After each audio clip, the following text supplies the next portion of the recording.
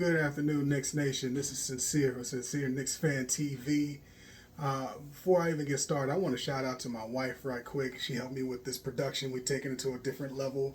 For those who have given me some feedback about how I can do a little better production, I appreciate you. Shout out to my cousin Daryl. I see you.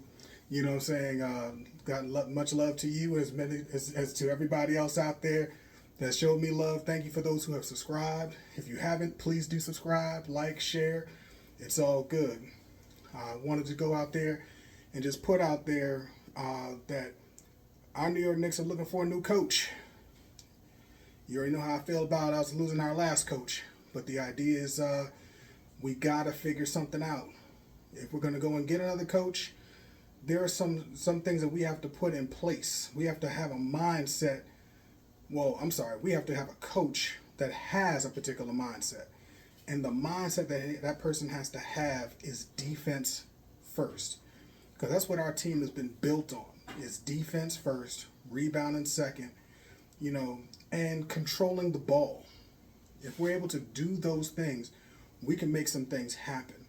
If we go out there and try to get someone who's offensive minded, defense is thrown to the curb, then that's when we're really wasting the draft picks and all the contracts that we've put together. Mikal Bridges, OG Anunoby, Deuce McBride, Josh Hart, these are all guys who focus on defense, effort, hustle, right? That's what their hallmark is. And as a collective, toughness. And that's what we're trying to not only continue, but we're trying to also reestablish as a culture, because that's what we have right now. That's our culture. We don't give up. We don't quit. We try to give our best effort every single game. And we need a coach that embodies that level of intensity and focus, not just on the defensive end of the floor, but also has the creativity offensively to allow Jalen Brunson and Mikal Bridges and OG Anunoby and Karl Anthony Towns to be in a place where they can go out and they can thrive, and more importantly, thrive together. This is still a team sport. We've already proven that we can get to the playoffs. Now it's about taking it to a whole nother level.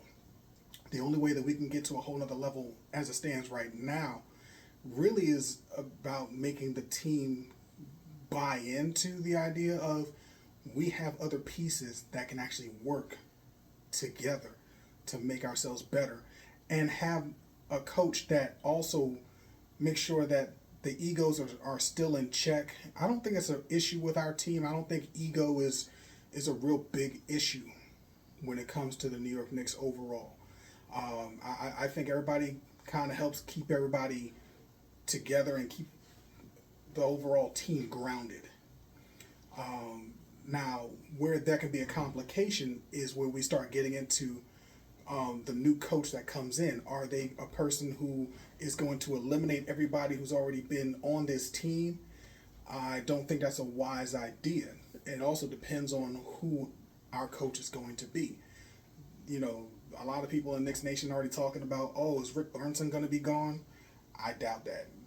I don't know any other disqualifying factor you can have outside of getting rid of Jalen Brunson's dad. that's not a good prerequisite for success, for longevity. If that's what you're trying to pull off, you have a great number of guys who have gelled well together, and the coaching staff overall have done well. Overall, when it comes to being able to bring in that next coach, most coaches usually want their own guys. They want an established foundation of people they can trust. And when we see the different candidates that might be out there, yes, they can come in right off the rip and they can start implementing their values, their team structures and roles pretty quickly, because whoever the coach is coming in, they already know they have a team that's already built to play and play together and play well together. It's now about the idea of how do we take this team to the next level.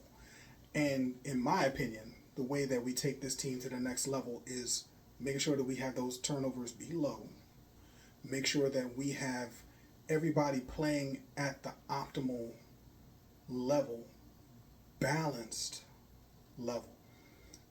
I mean, as much as Jalen Brunson is clutch, and he is, I'm not denying that he's a clutch player. I mean, shoot, the league already calls him a clutch player. But it's not just about him being clutch.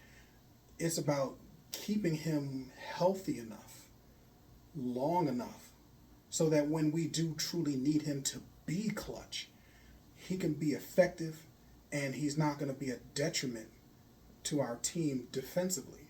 He's not the best defender on our team. That was never why he was brought onto our team.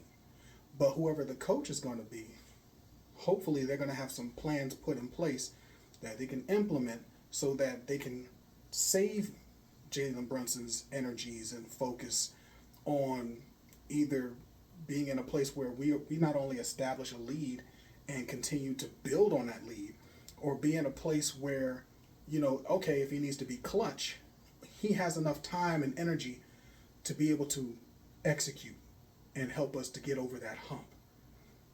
That would be my mindset, but I'm not a coach. Just being honest, being real. And don't get me wrong. I mean, like, anybody who has thoughts about, what might be a good idea or who might be a good personality to put in position, I'm not here to say that you're necessarily right or wrong. It's just more the idea, like, I would be more argumentative if you're a person who's trying to bring in an offensive-minded coach. If you bring in an offensive-minded coach, I'm coming after you. I'm just going to be honest. You can get me at the comments. It's all good. The idea is this team has been built on defense. And that's what I'm saying. Because we have a whole lot of people in Knicks Nation right now talking about, oh, man, we gave up all these draft picks for Mikal Bridges. Oh, you want to see a coach get fired real fast? Let that coach be offensive-minded. We'll see how long that lasts. We will truly see how long that lasts. Because we have too many pieces that are so defensive-oriented. And, like, Miles McBride. I mean, if you just have him as his own focus is just to shoot threes, he may become more efficient, but that's only part of what he brings to the team. His hustle has been noted throughout the league. You know what I'm saying? We already saw what Mikal Bridges did in the Boston series. You know what I'm saying? Like, how Superman-like was that? You know what I'm saying? OG Anunoby, enough said. He's been a beast since he got here, right? Been a beast since the man got to this team. So being able to have both guys who really stand out on the defensive end, but what really makes them take their game to a whole nother realm is when they're knocking down shots with efficiency. So having a coach who can not only see, okay, Mikal Bridges seems to focus and knock down shots better on these particular spots on the floor. OG Anunoby, let's be honest, he's expanded his game. He's expanded his game. He's taken his game to a different level. Am I saying that he's going to be an all-star next year? I'm not going to say that. But he definitely can make himself a candidate for Defensive Player of the Year. Yep. Yep. So understanding that both guys, their strengths are really, really good together, particularly together, because one player that might be able to outshine one may not be able to outshine the other on the offensive end. They can switch it up. If someone's bigger or stronger, they might put OG on them. If someone is more athletic, quicker, they might put Mikal Bridges on there because he can use his length. He can use his brain. Not to say OG is not smart. He is a very, very smart. He learns very, very quickly. If he makes a mistake, it's very rare that he makes 2 or 3 of the same mistakes. It's very, very rare. And that's part of why we traded for him, is because he makes very few mistakes defensively, particularly back-to-back in the same game. So thinking about these things, when we have our coach, are they going to embody that defense?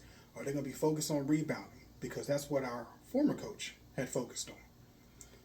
Are we going to focus on not turning the ball over? making sure that we control the ball, control the pace, and not fall into, and this is kind of what we fell into with Indiana. There was times, and again, y'all can argue with me if you want, we fell into the trap of trying to play the same kind of game with Indiana. You know, like we kept speeding ourselves up, and there were times we just turned the ball over needlessly. You know, so having a coach who can really focus on those areas, those things alone can not only bring us back to the playoffs, but we have a team that, if we are able to control have low turnovers, rebounding the ball at an elite level, and being more efficient. And I'm not just talking Jalen Brunson. I'm talking about everybody across the board. Karl Anthony Towns, OG Anunoby, Mikal Bridges, Miles McBride, all of these guys. Shamet. I'm gonna be honest with you. If we get Shamet and he's shooting the way that he was shooting in the beginning, oh man, this league got to be they got to be concerned, because those are problems. Those are real problems, because these guys have the ability to be very elite, not just being able to get up on a person defensively, but being able to knock down shots. None of those guys I just mentioned are afraid of taking the big shots, just like they're not afraid to defend anybody in front of them. So when we have these guys, and we got them locked in, it's not like we got to worry about, oh man, like, oh, we got to pay this person like $300 million. You know, like, I mean, Mikal Bridges still is unofficial in terms of having his contract knocked out. But I'm pretty sure he still wants to be on this next team. I'm pretty sure he still wants to play with Jalen Brunson. I think he has had a really strong indication of just how successful this team can be. And I think from the standpoint of Jalen Brunson willing to take less money, he was already understanding that, hey, I'm taking less money so that OG Anunoby, Mikal Bridges, Josh Hart, and everybody else has the opportunity to have more money so that they can stick on to the team. I'm not saying everybody getting max money. That's not where I'm coming from. But the idea is the opportunity is there, you know. And again, when you have your leader willing to take less money, when you have players that have been gelling well in the last couple of years together, like I said in the last video, I said our team only been together one full season. This is the first full season that our team as a starting five has played, and we have gotten ourselves to the Eastern Conference Finals. So it's not like we got to sell them a dream of, man, we might be able. No. We have a real legit shot. I can't even say of shocking people. Like, we have a legit shot at being at the finals this time next year. Legit. You know, the Celtics are not getting any better than Tatum's gone. He's out for at least for a year. So the Celtics is not an issue. Cleveland, now, they're a problem. I'm not going to lie. But I'm going to be honest with you. I've never been afraid of Cleveland. I respect every player on Cleveland. So all the Cleveland fans, I mean, y'all going to be mad at me all you want. But I was never fearful of, like, oh, man, when they get in the playoff, what we going to do? I never had that fear. I never had that concern. Particularly when Mitchell Robinson was healthy. When the moment I saw Mitchell Robinson was healthy, I had very little concern. Very little. You know, and there's very, very, very few centers that can actually stop Karl Anthony Towns. So, one-on-one. And he's proven that. He's one of the main reasons why we got as far as we got. And I think that's when I talk about that balance. Having a coach that can balance the offensive load and the defensive load. So that, like I said, Jalen Brunson can come in and be able to close out a game, have the energy and the focus to be able to do what he does when he needs to. Having a team that might be able to have 8, 9, 10 guys that can come in defensive, be disruptive, and really create havoc, that can really help Jalen Brunson being able to stay on the bench, rest up, and not have to, at times, have to play some hero ball. Yeah, y'all might not like me saying it, but sometimes he gets into hero ball mode, and that's not always a good look. But having a coach that can be in and be like, hey, look, we need to get the guys involved.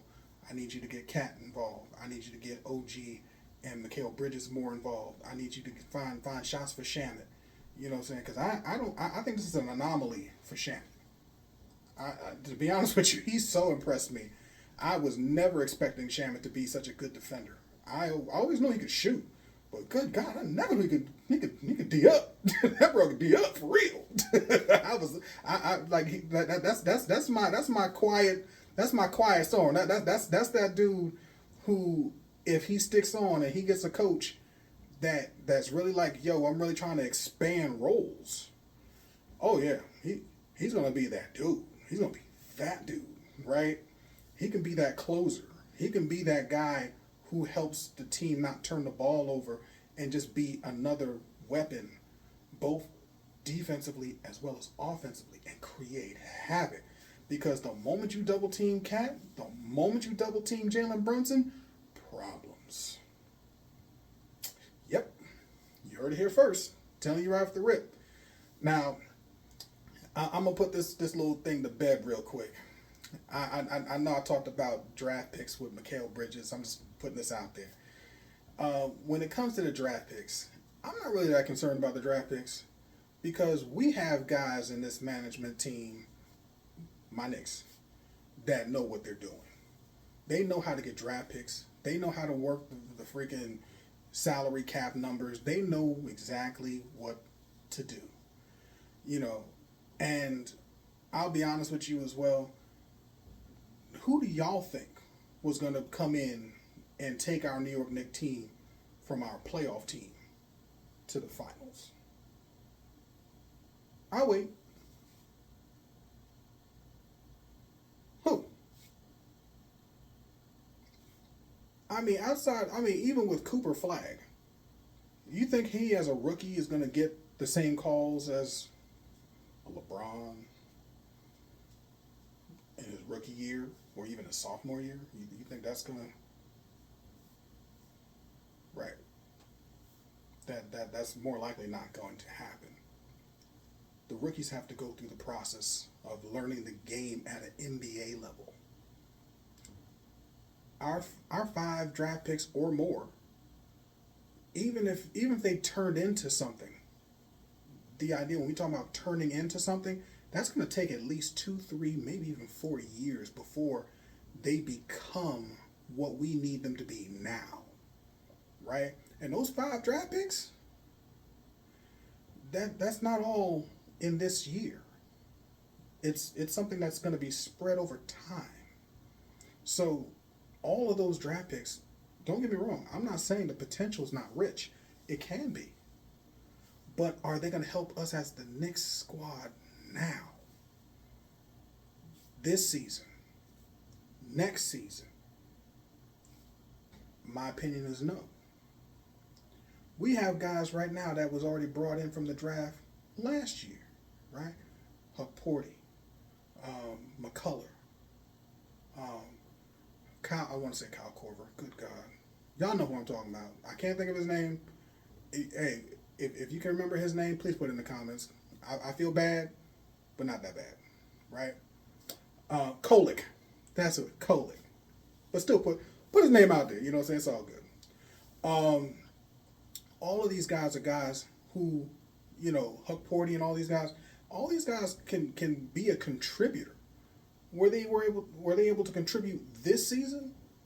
They had moments. They had their moments. But that's part of the rookie process, is going step by step. We're going to have to get a coach that's not only able to be in the position to help us push forward in the playoffs, but that person also has to believe in the talent that we have as future talent. Dadier, Huck Porty, Kolick, McCullough, right? And don't get it twisted. He was already talking about McCullough's supposed to be the second coming of Josh Hart. That's a beautiful thing. 6'7", good size wingspan, athletic. But am I expecting him to be out there and stopping Jaylen Brown or, technically he'd be his sophomore year, But is that realistic? And that's the thing. Having a coach that can come in and embrace the talents that we have and be able to really take those talents to another tier and help it to work in combination with the talents that's going to be starting. That's a wonderful thing. So whether it's a Jason Kidd or Taylor Jenkins or Malone, whatever, whoever it might be, right? I'm gonna be honest. I want Doka. That's me. I want a Doka. I don't care. I don't care what the media ramifications may be. I'm just hey, yeah, y'all can scream at me all y'all want. I would love to have a Doka on our team. I think he would be an amazing coach on our team. I think that's why Houston's like, no, no, you can't even talk to him. We don't even, no. You know, but the idea is, the reality is, whoever our coach is going to be, if he embodies those overall standards, defense, rebounding, low turnovers, balancing out the offense so that it's not all on Jalen Brunson, trying to get others involved, right? And creating the schemes to allow them to execute the way they need to so that they can be that great of a team. That's what's going to make the team go to a place of excellence. And I think we can pull that off if those particular standards are maintained. But we'll see. That all comes with time. We'll see how that all unfolds. We'll see what the Knicks are going to do. All right, y'all. With all that being said, I'm just going to wrap this up. I just want to thank everybody who's been watching the videos. I appreciate every single one of y'all that have subscribed. And for those who have not, please do subscribe, like, share. I want to take this whole thing to another level. I hope y'all see the difference in the production from the first filming to this filming. I hope y'all appreciate it. I appreciate all the feedback. I appreciate all the love. I appreciate those who literally are my day ones. Thank you. Thank you. You all have a good day. God bless. Till next time.